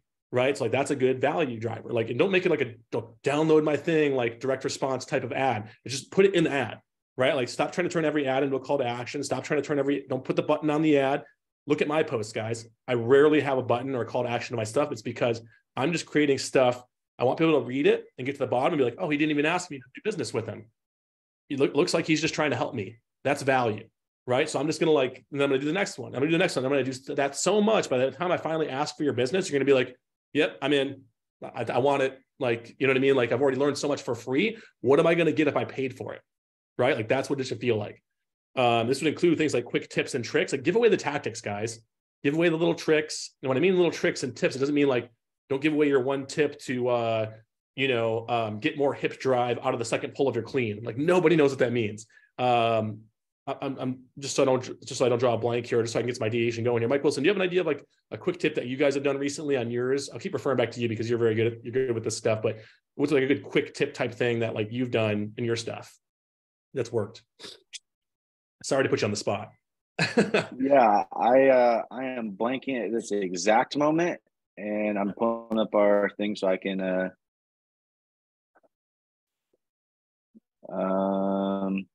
think on it for a second. I'll keep going, and then we have one. No big deal. That's a tough one to think about because, like, what is a quick tip with fitness? We often want to resort to the most tactical. It can just be. I would say it can be anything. Just wake up and drink 8 ounces of water. It helps. There you go. Start you off the day, and then you can list all your science reasons at the end. But just something really quick like that, or why you Will, you do this one a lot. Like why you shouldn't do the bacon sizzle after a workout. Like you had a good, I'll say, one more example you said recently was you were talking about like warming up like the oil before starting a car, like, you know, why it's important for your body to warm up. Those were a couple that that's really good. Those okay, perfect examples. We're zooming out, right? So like we often think too much about like tactic being like the one trick to hit a PR clean. It's like no one looking at that from the outside cares about that, because they probably don't even know what cleans are, or if they have limited experience and they probably went to a gym that didn't know what they were doing anyways. So like probably best to talk about that. What we really sell is lifestyle, right? We sell health and wellness lifestyle is probably the bigger thing we encapsulate under as a community-based, environment-based, vibe-based, social atmosphere type of gym. Fitness just happens to be the conduit, right? So we don't need to go deep into that. They already know that they're going to come in and learn that stuff. What are the tips and tricks, health, lifestyle-wise, that you can give them that the other people are going to probably charge for, right? recommendations of things they can do, right?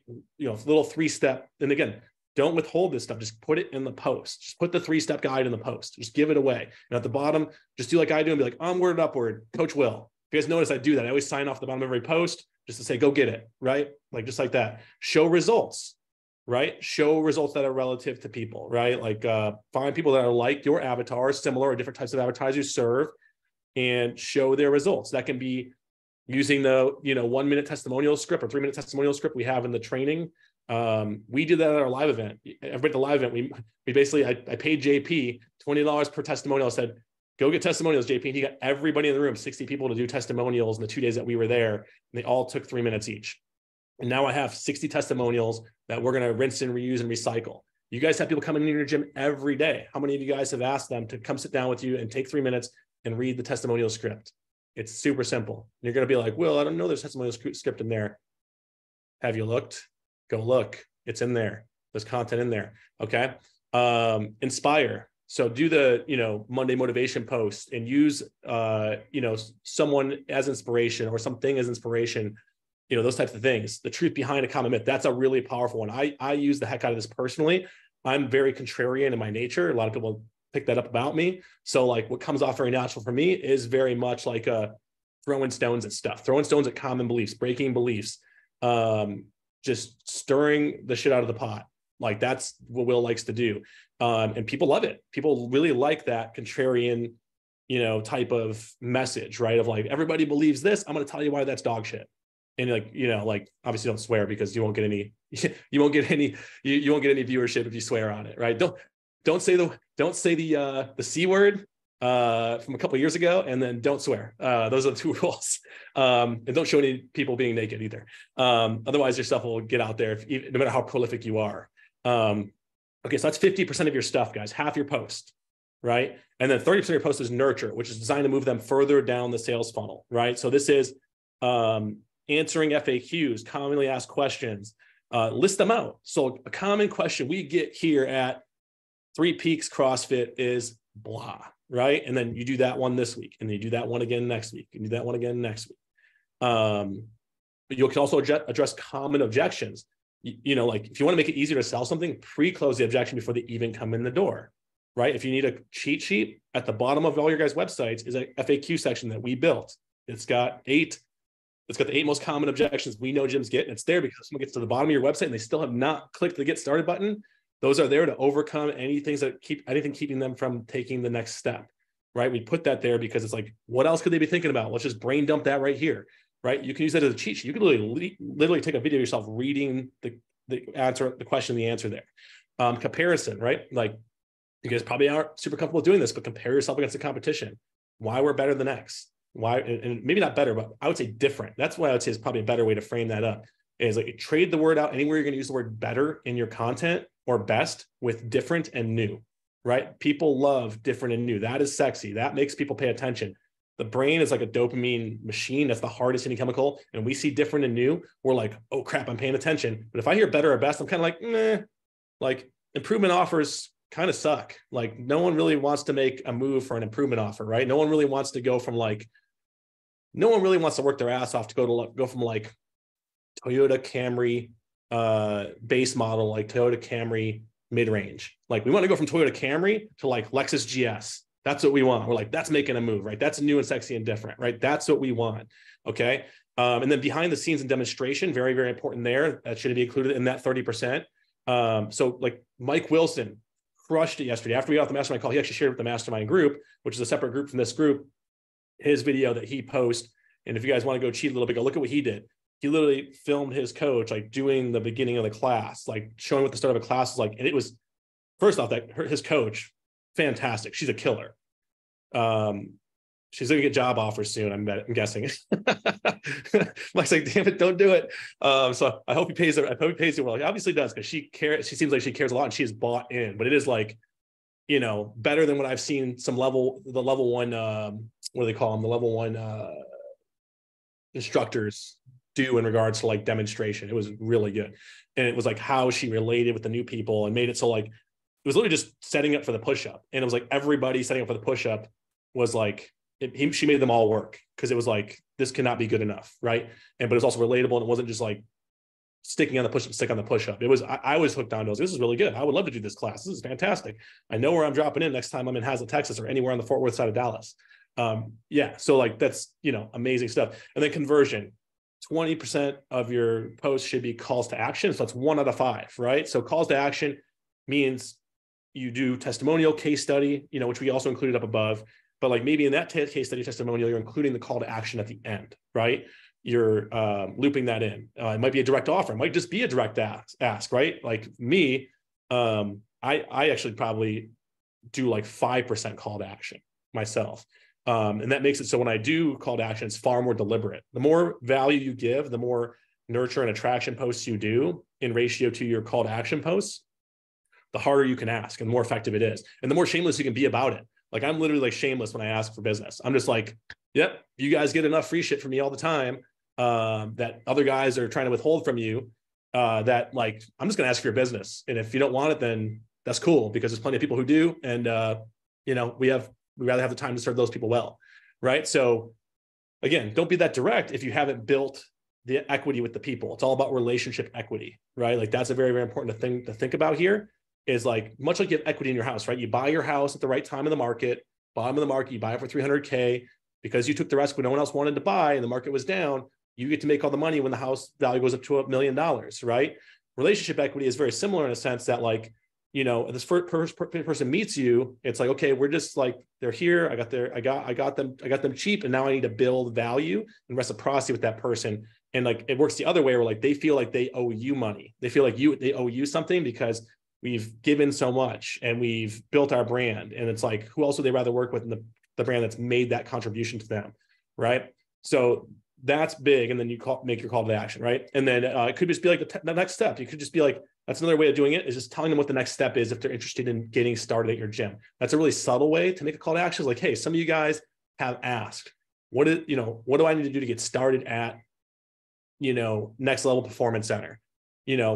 What you do is you're going to click the link on, you're going to click through our profile, find the link, like don't put the link in there because you put a link on anything on most social media platforms, they won't show it because you're not paying them to do it. Now, if you're going to boost the post, put the link in there. What I recommend doing is, and what I do is I actually, on my business page, put my link in the comment section, right? So I make my call to action in the comment section rather than in the post itself, because Facebook will still index your post properly if there's not a link there. And then it shows a comment below, which everybody's curious, what's that comment about, right? What's that comment about? And like they click and they see the call to action. They're like, oh, okay, cool, right? But like in the body of that next step one, it's just the step-by-step instructions of what it's going to be like, right? You're going to click the link here on our, link in bio. And then rather than just say link in bio, like be very specific. Like you'd be surprised how much better a call to action is and how much more effective it is if you just tell them the next 5 steps of opting in and showing up to your gym. And we used to do this with our ads, actually. When we used to run direct response ads at our gym, we used to run the ads. And then like the last 10 seconds of the ad was, you're going to click the link below. It's going to take you to a website. You're going to see a form. You're going to click the get started button. A form is going to pop out. It's just going to ask you for name, phone number, and email. You're going to click that. After you fill it out, it's going to take you over to a booking page. You're going to select your time. It's going to send you a confirmation. Then we're going to see you at the gym here at that time. Right. And like it just in their mind, they're like, okay, I do as I told. I click the link. I go to the thing. Okay, cool. We booked it. Cool. Yep. And it like, that was actually something we tested back when ads were super cheap and we could run a lot of them, as we tested different videos that had a more specific call to action. And like the one with the more specific call to action worked way better. In fact, like you could have a video of just that and a post of just that. And that would do very, very well. So that should be mixed into your rotation. Okay. Now, how often should you be posting? Should be posting daily, minimum 4 times per week, with this rotation in mind, right? So schedule it out. Just like get a pen and paper out. Like, after we get off here, just take 5 minutes and be like, okay, Mondays we're doing attraction. Tuesdays we're doing nurture. Wednesdays we're doing conversion. Thursday we go back to attraction. We do another attraction post maybe on Friday, since Friday is not usually a big action taking day. Maybe we do some nurture over the weekend. Do another call to action on Monday or conversion on Monday, right? Just a plan. What is it? A goal without a plan is a plan that fails, or a goal that fails, like just at least foreshadow what you're going to do and then being consistent. With most social media, what I'll tell you, the most effective thing above all the little tactics we gave you today, even if you did it all wrong, if you were just consistent, and at least kept a semblance of a rotation here of this kind of content, if you're consistent about this, like this will work. It may just take a little longer if you're not doing it very, very well, but if you're consistent, this will work. Like if you guys want the secret to building like a really big YouTube following, do you guys want to know what that is? Like I know what it is. I know the golden nugget. Like you guys are going to be blown, you're going to blow your mind. Post every day, post once a week for 2 years. You can literally create a channel on YouTube that will have probably 10,000 followers if you posted once a week for 2 years. Like there's actually, like I paid for a course on this and the guy went through the data on this. If everybody has X amount of followers and like their rate of posting and how long they did it for. And it's literally once a week for 2 years. That's it. And like, it didn't come down to quality of it. That's another thing you guys are thinking about. Oh, do I need good quality? Do I need this? The other thing is like, no, you just need your iPhone. Your iPhone camera is better than a $10,000 SLR camera that you would have bought 5 years ago. Like, so you do, and people were building, million follower YouTube channels. Now, YouTube, we're not talking about that specifically for gyms, but I'm just saying on almost all these platforms, consistency is key. That's what they want, right? And what are the platforms? They are Facebook, Instagram, TikTok, YouTube, and of course your email. People forget about email. Email is it's not necessarily social media, but it is a channel and a platform that's kind of gotten old, but I'm a big believer that old becomes new again because everybody abandons the thing and it used to work before and then it stopped working because everybody was doing it, but now everybody stopped doing it and now it still works. So you come back to it, right? So like, anyways, those are the things you can actually literally take. And the reason why I put email in there is your email can literally just be your Facebook post put into the body of an email with a photo. Like it can be the same thing. And that can be your newsletter. Everybody's like, how do I do a newsletter? Is there a newsletter template? I'm like, just put the shit that you put on social media on there as a post. Like it's not that hard. It's not that complicated.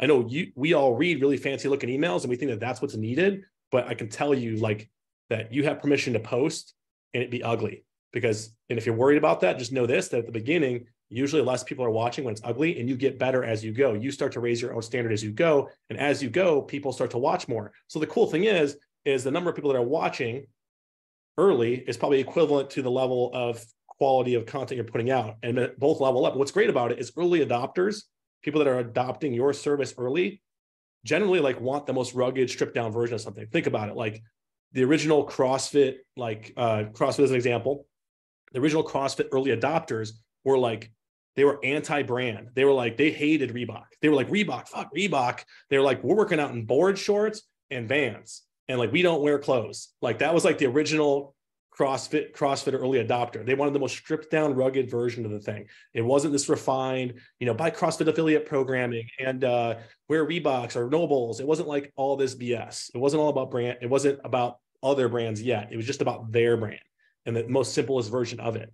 So it's the same for you. Be raw, be real, be authentic, and that's really like what we're going to end it today. I have for you guys next week. I was hoping to get into this today, but I'm going to leave you on a cliffhanger because I'm a good marketer.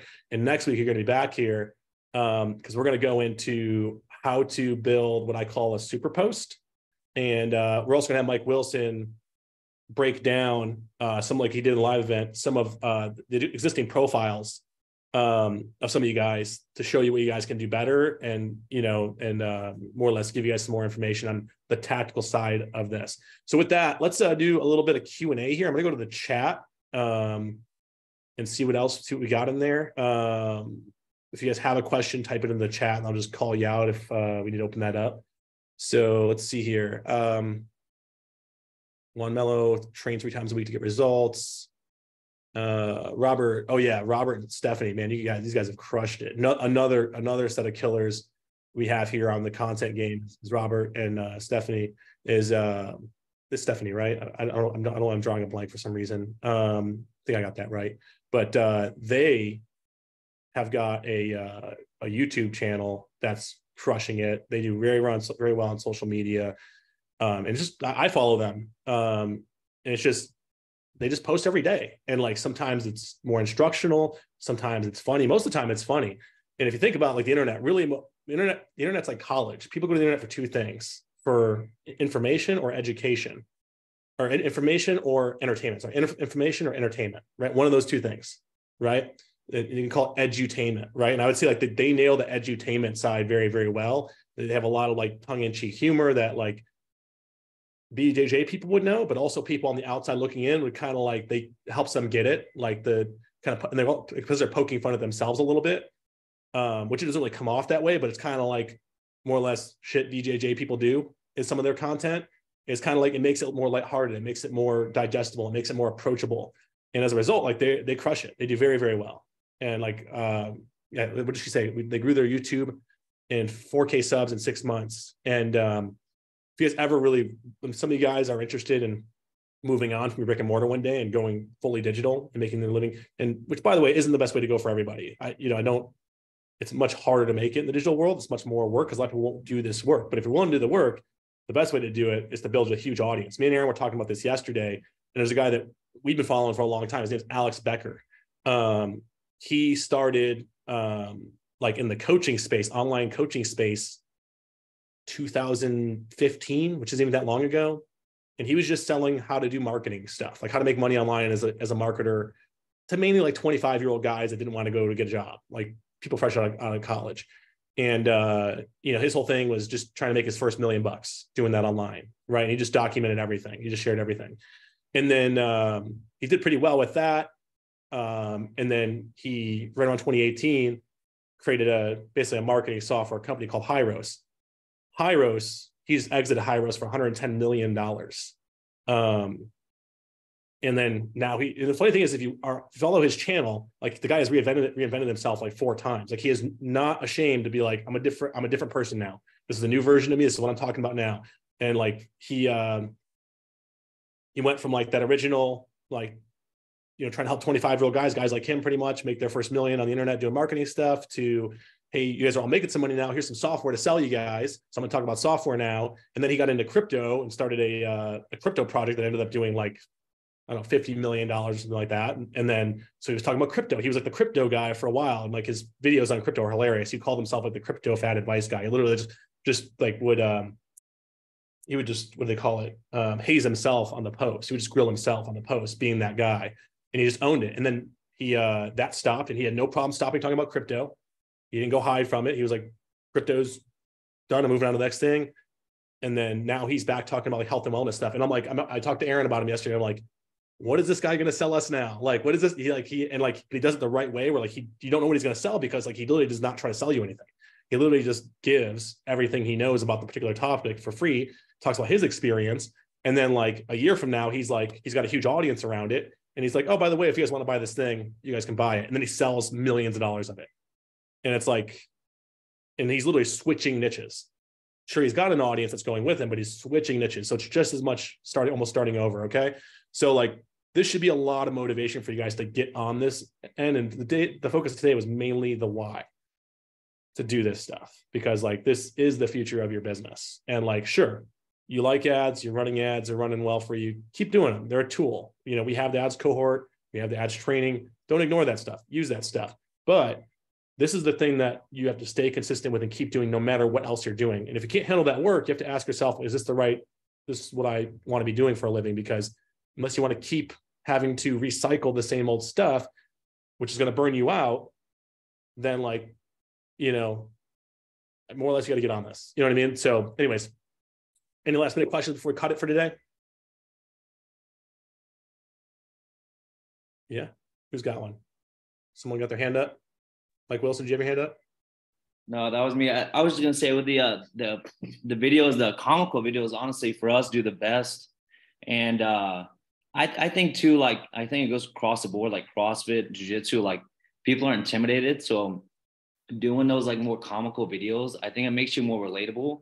And then also makes it like, oh, it's not like for us, like with jiu-jitsu, it's not like a bunch of brutes and I'm gonna get my butt kicked. And I think the same thing goes for CrossFit. Like, I think you always say this, but like, if you're just posting muscle ups and PRs of like 500 pounds, it's like, that's kind of, it's already intimidating, and then you make it more intimidating. So for us, like posting like more funny, comical, fun stuff, it makes it like you're more personable, and it makes it easier to come in. Because for us, martial arts, like that's already a hurdle, is the intimidation factor.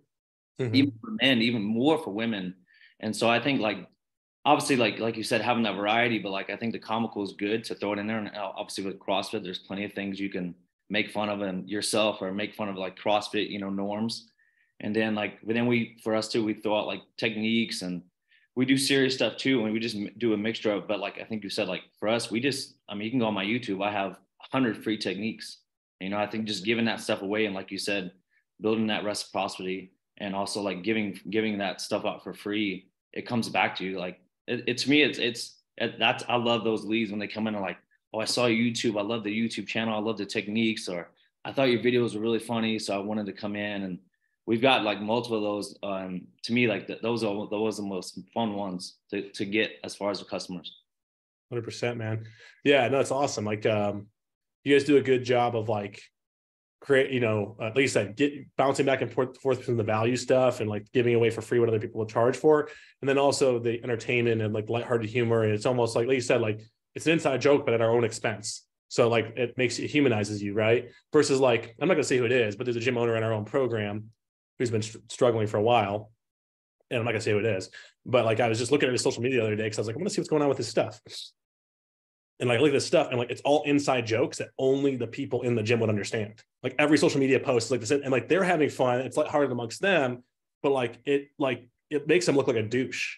Like it's like this. I don't know what's going on in the post, like because I know CrossFit stuff. I know a little bit of what they're talking about, but like it looks like they have a joke and we're too cool. And I'm like, God, man, I'm like, this is not how you do it. This is not how you do it. Like, if you're going to make an inside joke, it's only at your own expense, because it's like, no, we're going to shine the light on ourselves and make it more and humanize and make it fun. Right. And like, say like, yeah, this is, you know, like you guys do a great job. So follow them too, because they've been crushing it as well.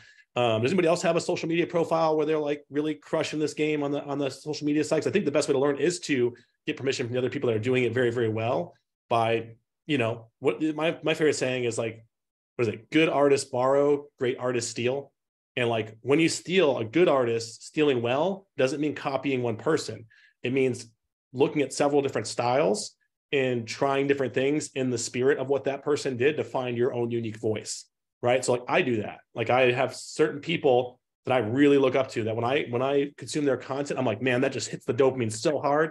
I'm like, I'm going to try to deliver like that guy. And sometimes I try it and it doesn't hit. Sometimes I try it and I'm like, boom, that was good. Like I like that voice. So we're going to try that again. And then I mix that in with other styles that might even be contrarian to that. It's just like anything else. This is a craft, right? And it's like, and Robert, just real quick to your point with the YouTube side. So you're getting local leads from YouTube. How long, which is awesome. How long have you been consistently posting on YouTube? So yeah, it was 16 months for the 4K subs. So yeah, so we started January 2022. And so, yeah, I've gotten a handful of that. One of them was really cool so we work with a company, it's called We Defy, and they basically work with vets, and they'll sponsor a vet for an entire year. And so they pay the tuition for the vet. And we literally did a YouTube video, had that We Defy sign hanging in the background. There was a local vet, saw that and put the 2 and 2 together, applied for We Defy, and now he has a free membership for a year at our gym. You know, so yeah, so just little things like that. We're like, we got this, you know, or a partnership. And I was like, man, we should put that sign in our videos. You know, who knows what's going to come from it. And then we've had other people, you know, just come in from YouTube, Instagram. We definitely have like more views, and that's one I was gonna say. What the one video we had go viral is had 1 million hits, was 1 million views. Was video basically making fun of jiu-jitsu and how it's kind of homoerotic in a sense. So that's our biggest one by far, and it has like 1.2 million views. And even if you don't do jiu-jitsu, it's still funny. It's still like, you know, it's one of those things, just making fun of yourself. But yeah, I think those, like I said, like even like the paid ones are great. And I think for us, those are the most rewarding, to get those leads, get those people coming in. Sometimes it too, like Stephanie, like she has a big Instagram following from bodybuilding and fitness, and they're like, oh, I've been a fan, I've been following you for 5 years. And to have someone come in and like join, like to me, like that's like super rewarding. 100%. Yeah, it feels a lot like that kind of lead. Doesn't it feel a lot like when a client brings in a friend? It's like the same kind of lead, right? It's like the same kind of lead. Like it's the same like a warm feeling. And I could validate that, because it's like primarily what we get with BLG is like gym owners that have been watching our stuff for like 2-3 years. And like I said, I'm a direct response guy. So at first when we started this company, we did a lot of direct response stuff. And then like as we went, like I just love this game so much and talking about it so much that I just kept posting organic stuff outside of my direct response stuff. And then I realized like, oh, that stuff is like, I started getting people, last year and the year before getting on saying like, hey man, I've been watching your stuff for a couple of years. I just love it. I love your style, the way you talk about it. And like nothing makes you feel better than when someone like tells you how awesome you are and then buys from you. You're like, this stuff is so awesome. You know what I mean? So and that's a lot what it feels like when you guys are doing what you're doing as well. And gyms can have that too. I just don't think many stick it out long enough. Cause like you said, 16 months on YouTube, which isn't really technically a channel most gym owners think of when they think about local marketing for a gym. And it goes pretty well in alignment with like what I mentioned earlier about like 2 years of posting weekly, right? So you guys are right on that trend where you're starting to see some fruit bear from it, and it can be a viable channel.